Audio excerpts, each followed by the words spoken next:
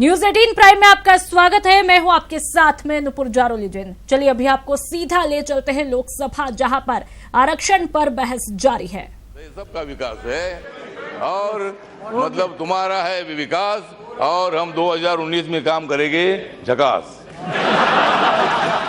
असाउद्दीन इसलिए मुझे लगता है कि इस बिल का मेरी जो पार्टी है, मेरी रिपब्लिकन पार्टी ऑफ इंडिया है, ये पार्टी सपोर्ट कर रही है। ठीक है, ठीक है। Thank you. Owaisi ji madam हो गया। Madam, I have only 8 points to make. Yes, And the first thing is, Madam, इनको बिठाइए मैडम। अठौले जी प्लीज बैठिए अठौले जी। Madam, I stand to oppose this bill. Yes, And why do I oppose this bill is point number 1. This bill is a fraud on the Constitution. Okay.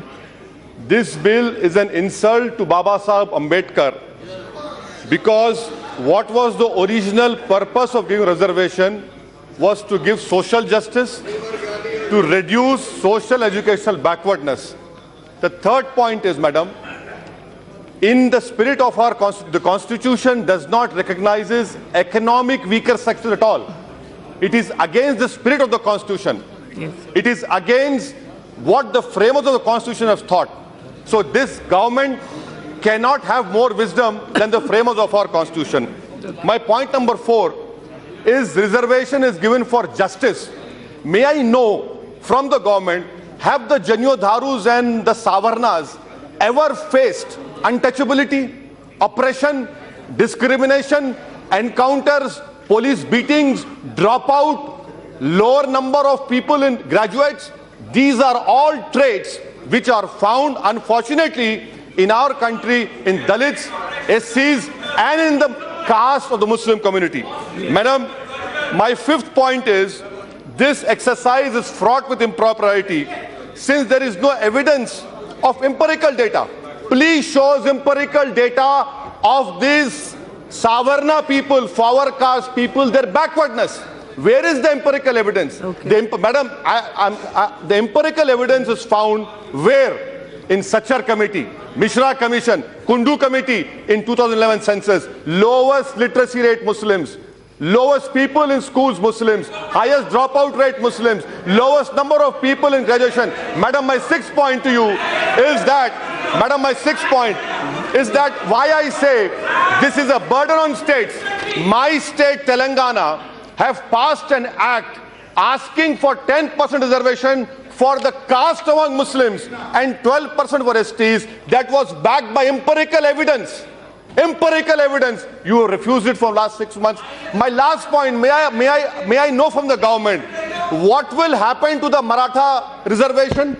Are you going to give the Marathas reservation under this economic backward, whatever it is?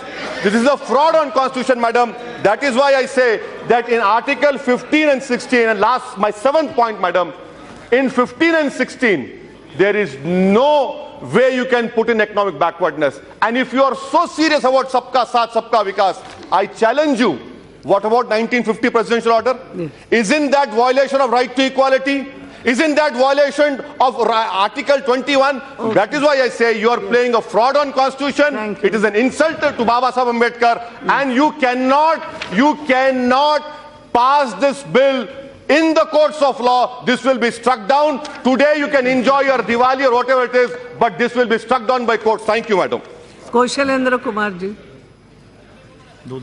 2 minutes only. आपने मुझे संविधान 124वां संशोधन विधेयक 2019 पर चर्चा में भाग लेने का मौका दिया। बहुत बहुत धन्यवाद।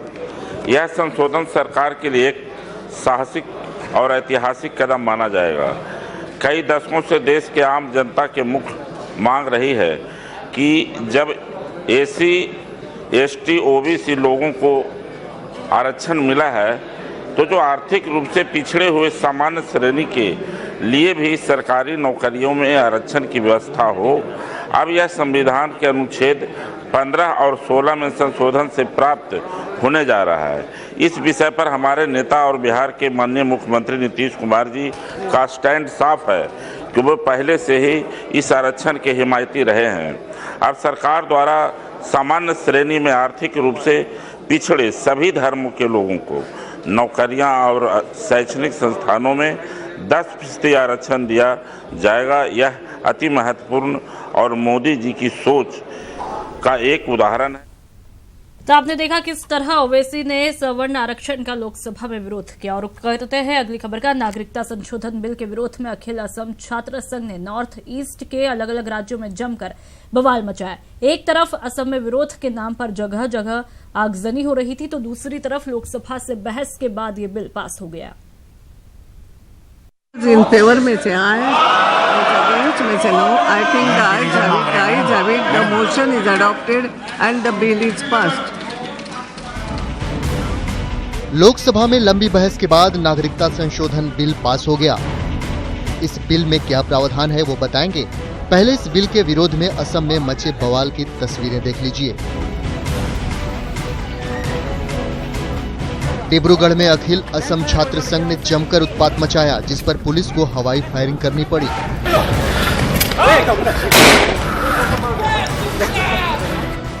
नालबाड़ी की तस्वीरों से साफ है कि उत्पातियों ने बंद के नाम पर किसी को भी नहीं बख्शा। रास्ते में आने जाने वाले ट्रकों को भी निशाना बनाया। जोरहाट में भी छात्रों ने टायर जलाकर विरोध प्रदर्शन किया। वहीं मोरनहाट में ट्रेन को रोककर बिल के खिलाफ प्रदर्शन किया। पूरे राज्य में छात्रों ने बंद के नाम पर जमकर राज्य की संपत्ति का नुकसान किया। असम की तरह कमोवेश नॉर्थ ईस्ट के सभी राज्यों में बंद का असर देखने को मिला। दरअसल नागरिक संशोधन बिल के लोकसभा में पेश होते ही अखिल असम छात्र संघ ने करीब 10 साल बाद राज्यव्यापी बंद का आह्वान किया, जिसके समर्थन में कांग्रेस समेत करीब सभी विपक्षी पार्टियां आ गईं। यही नहीं, असम गण परिषद ने भी बंद का समर्थन किया। असम में बिल के विरोध में आगजनी हो रही थी, वहीं लोकसभा में ये बिल सर्वसम्मति से पास हो गया। गृह मंत्री राजनाथ सिंह ने साफ कर दिया कि ये असम के लोगों की भलाई के साथ पाकिस्तान, अफगानिस्तान और बांग्लादेश से आए शरणार्थियों को राहत देगा। कि यह जो सिटीजनशिप अमेंडमेंट बिल आया है, इसको लेकर जो तरह तरह की आशंकाएं, तरह तरह के भ्रम वहां पर पैदा करने की कोशिश की जा रही है, वो पूरी तरह से निर्मूल है, निराधार है। यह विधेयक सिर्फ असम के लिए नहीं है, न ही यह किसी एक देश से भारत आने वाले माइग्रेंट्स की भलाई के लिए है, बल्कि हजारों की संख्या में माइग्रेंट पहले से देश की पश्चिमी सीमाओं से होकर आकर गुजरात, राजस्थान, दिल्ली, मध्य प्रदेश और अन्य राज्यों में रह रहे हैं। यह कानून उनके लिए भी है, यह केवल असम में के लोगों के लिए नहीं है। सवाल खड़ा किया कि आप हिंदू को दे रहे हैं, बौद्ध को दे रहे हैं, सिख को दे रहे हैं, जैन को दे रहे हैं, ये बात तो समझ में आ रही है, क्रिश्चियंस को क्यों दे रहे हैं? अध्यक्ष महोदय, भारत का जो भी कभी मूल निवासी रहा है, भले ही वह क्रिश्चियन हो, यदि उसका भी पाकिस्तान, बांग्लादेश अथवा अफगानिस्तान में रिलीजियस परसिक्यूशन होता है, तो भारत उसको भी सिटीजनशिप देगा, उसके प्रति कमिटेड है। इससे बड़ा और दूसरा सेकुलर बिल और क्या हो सकता है? वहीं कांग्रेस समेत करीब सभी विपक्षी पार्टियों ने इस बिल का विरोध किया। अगर ये 2019 के इलेक्शन के लिए लाया गया है, तो मैं एक चीज कहना चाहूंगा मंत्री महोदय से कि वो वहाँ के हालात को देखें। वहाँ के हालात, खासकर जो आसामी भाइयों को जो उनके दिल में चोट पहुंच रही है, उस चोट को महसूस करें।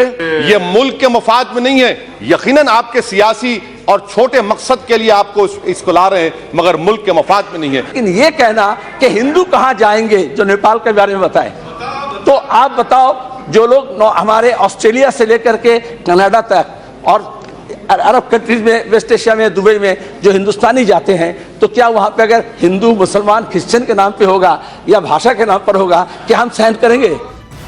विपक्षी पार्टियां भले ही इस बिल का विरोध कर रही हैं, वहीं सदन में गृह मंत्री ने साफ कर दिया कि नेशनल सिटीजन रजिस्टर यानी एनआरसी में इस बिल की वजह से कोई भेदभाव नहीं होगा और साथ ही राज्यों की सांस्कृतिक और भाषाई अस्मिता का ध्यान रखा जाएगा। नागरिकता संशोधन कानून बन जाने के बाद बांग्लादेश, पाकिस्तान और अफगानिस्तान से धार्मिक अत्याचार की वजह से भागकर 31 दिसंबर 2014 तक भारत में प्रवेश करने वाले हिंदू, सिख, बौद्ध, जैन, पारसी और ईसाई धर्म के लोगों को नागरिकता दी जाएगी। खैर, लोकसभा से सरकार ने यह बिल तो पास करवा लिया, लेकिन विरोध को देखते हुए राज्यसभा से पास होने के आसार कम ही नजर आ रहे हैं। Bureau report, news 18 network.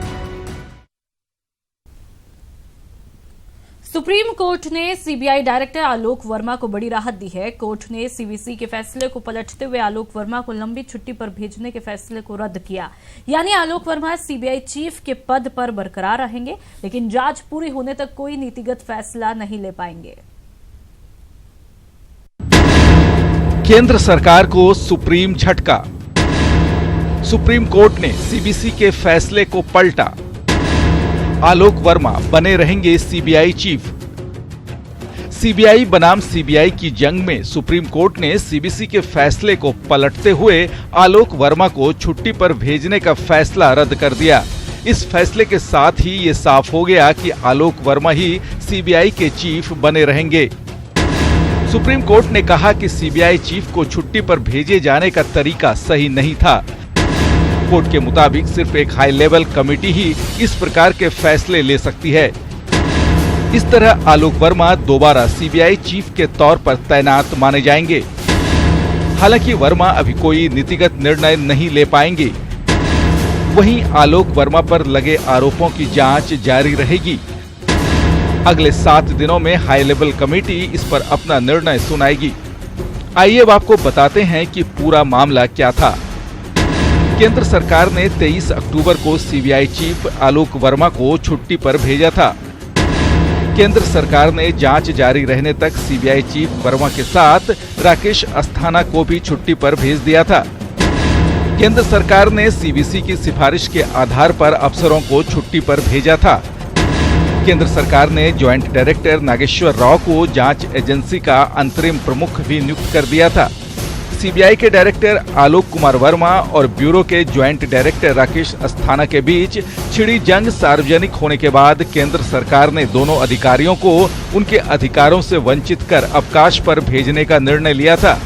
हालांकि छुट्टी पर भेजे गए सीबीआई के डायरेक्टर आलोक कुमार वर्मा ने केंद्र सरकार के फैसले के खिलाफ सुप्रीम कोर्ट में याचिका दायर की थी।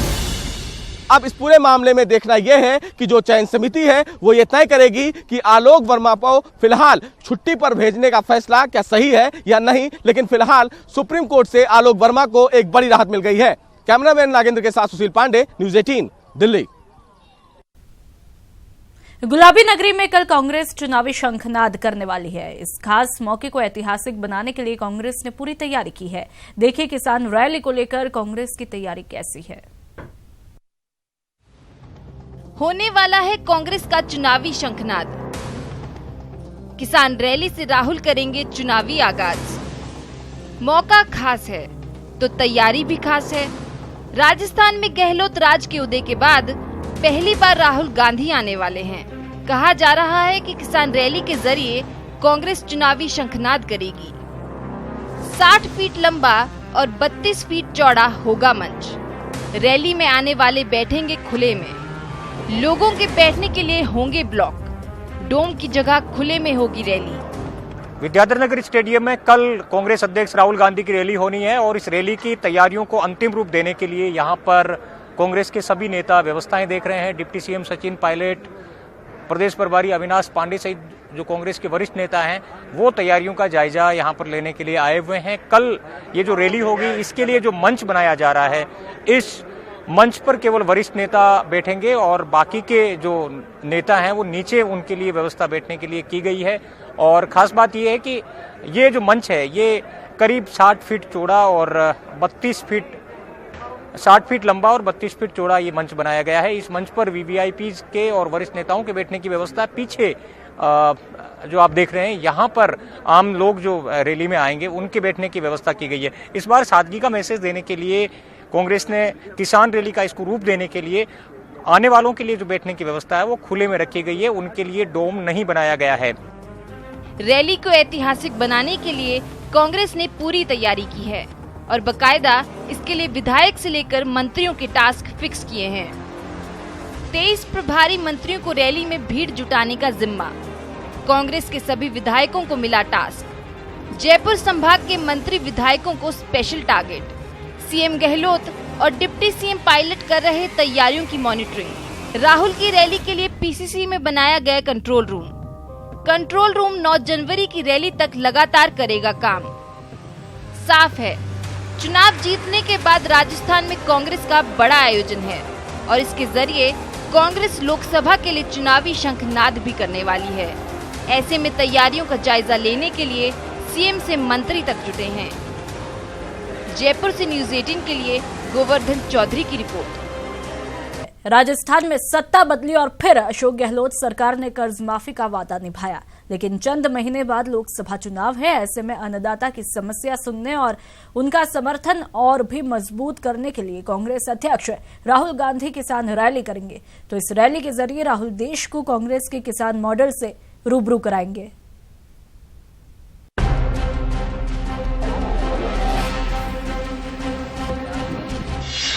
राहुल गांधी का किसान कार्ड। 9 जनवरी को जयपुर में कांग्रेस की किसान रैली।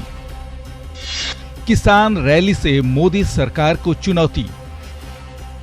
कर्ज माफी के ऐलान के बाद अब किसान रैली। राजस्थान में सत्ता बदली और नजर अब लोकसभा चुनाव पर है। ऐसे में सूबे की सत्ता बदलने वाले अन्नदाताओं से मिलने और उनकी समस्या का समाधान करने का बड़ा दांव कांग्रेस अध्यक्ष राहुल गांधी ने चला है। जयपुर के विद्याधर नगर स्टेडियम में किसान रैली के साथ ही राजस्थान में राहुल गांधी लोकसभा चुनाव के लिए चुनावी शंखनाद करेंगे। इस रैली के जरिए कांग्रेस राजस्थान में की गई किसान कर्ज माफी को उपलब्धि के तौर पर पेश करेगी। वहीं लोकसभा चुनाव के दौरान किसान कर्ज माफी एक बड़ा मुद्दा रहेगी, जिसके जरिए पार्टी प्रचार अभियान को धार देगी। आने वाले लोकसभा के चुनाव का एक आगाज जयपुर से पूरे देश को एक संदेश देंगे कि यहाँ पर जो वादा माननीय राहुल गांधी जी ने प्रदेश की जनता के साथ किया था, प्रदेश के किसानों के साथ किया था, उसकी पूर्ति ना ही सिर्फ घोषणा के आधार पर, लेकिन सरकारी आदेश भी इसके लिए निकाल दिए गए हैं और इसके लिए जो भी उचित कदम जल्द से जल्द उनको राहत दिलाने के लिए जो भी कार्यवाही की आवश्यकता है, वो कार्यवाही की भी शुरुआत हो चुकी है। जयपुर से पूरा आह्वान होगा किसानों के पक्ष में, पूरे देश की आम जनता के पक्ष में राहुल गांधी जी निकलेंगे और शुरुआत होगी बड़े परिवर्तन की। फिलहाल कांग्रेस पूरी तरह से राहुल गांधी की रैली के लिए तैयारियों में जुट गई है। सभी प्रभारी मंत्री अपने प्रभार वाले जिलों में जाकर रैली के लिए भीड़ लाने की कवायद में जुटे हैं। जयपुर और अजमेर संभाग पर फोकस रखा गया है। वहीं रैली में कहीं कोई कमी न रह जाए, इसलिए सीएम अशोक गहलोत और डिप्टी सीएम सचिन पायलट खुद मॉनिटरिंग कर रहे हैं। लाखों के तादाद में लोग यहाँ एकत्रित होंगे और जो हजारों हजार करोड़ रुपए का ऋण माफी का काम हमारी सरकार ने किया है, उसका धन्यवाद भी दिया जाएगा। किसान रैली में राहुल गांधी का भाषण भी पूरी तरह लोकसभा चुनाव के सियासी रंग में रंगा हुआ होगा। किसान रैली में राहुल गांधी न सिर्फ गहलोत सरकार की उपलब्धि गिनवाएंगे, बल्कि मोदी सरकार पर पूरे देश में किसानों की कर्ज माफी का दबाव भी बनाएंगे। राहुल गांधी किसानों की यूरिया आपूर्ति में देरी और एमएसपी पर किसानों की पूरी उपज की खरीद नहीं होने को भी मुद्दा बना सकते हैं। यानी तय है कि राहुल की किसान रैली भले ही जयपुर में हो रही है, लेकिन इस पर नजर पूरे देश की होगी। जयपुर से न्यूज़ 18 राजस्थान के लिए गोवर्धन चौधरी की रिपोर्ट। और इस बुलेटिन में फिलहाल इतना ही। नमस्कार।